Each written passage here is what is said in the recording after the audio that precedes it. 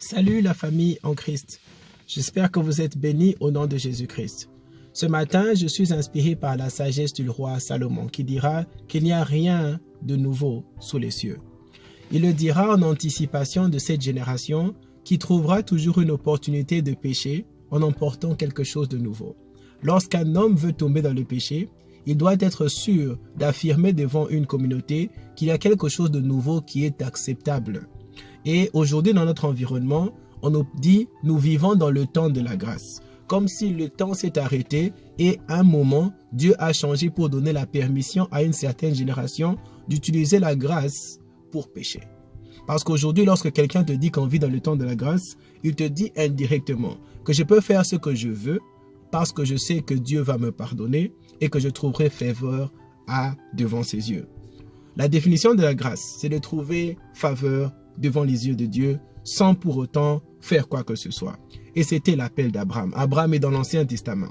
Si tu connais très bien la vie de Jacob, tu te rendras compte que même Jacob a bénéficié de la grâce. Et pour te choquer davantage, Jézabel a vécu dans l'Ancien Testament, mais dans le livre d'Apocalypse, on dira que on lui a donné le temps de se repentir. C'est-à-dire que malgré tout ce que Jézabel a accumulé, elle a trouvé faveur devant les yeux de Dieu. Il lui a fait grâce, lui donner l'opportunité d'avoir quelque chose de nouveau, mais elle ne s'est pas repentie de ses actions.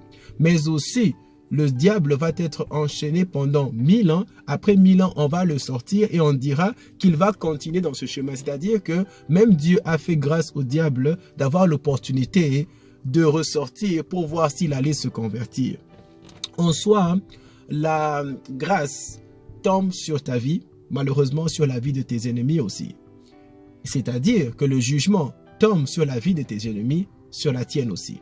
Donc, quelqu'un qui est vraiment en Christ doit comprendre que la grâce n'est pas un ticket pour pécher, mais la grâce est une opportunité pour toi de commencer à éduquer tes pieds pour que tes pieds ne t'emmènent pas à pécher. En soi, je ne peux pas être en Christ et ne pas obéir à la parole de Dieu.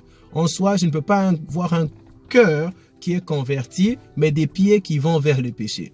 Donc, c'est cette contradiction dans laquelle on vit notre génération. Si je te demande, tu es chrétien, tu dis oui. Mais là, je te demande d'arrêter d'aller dans les boîtes de nuit, tu ne veux pas m'écouter. Comment est-ce que Jésus peut t'empêcher d'écouter sa parole? En soi, aujourd'hui, la grâce devient l'opportunité du péché et j'aimerais que les enfants de Dieu puissent revenir à l'enseignement comme tel.